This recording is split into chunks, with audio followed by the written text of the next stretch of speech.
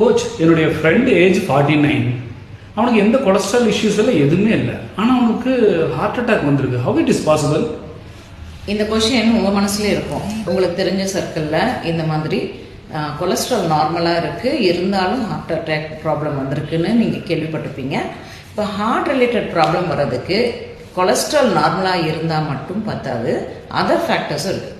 First factor என்னென்னா, நீங்கள் lipid profile எடுக்கிறப்போ கெட்ட கொலஸ்ட்ரால், அதாவது எல்டிஎல் கம்மியாக இருந்தால் கூட ஹெச்டிஎல் எவ்வளோ இருக்குன்னு பார்க்கணும்.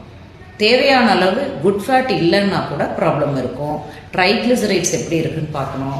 அது மட்டும் இல்லாமல் அவங்க செடென்ட்ரி லைஃப் ஸ்டைலில் இருக்காங்களா, ஸ்மோக்கிங் ஹேபிட் இருக்கா, ஸ்ட்ரெஸ்ஸாக அவங்க எப்போவுமே ஃபீல் பண்ணுறாங்களா, இதெல்லாத்தையும் நம்ம கேர் பண்ணணும்.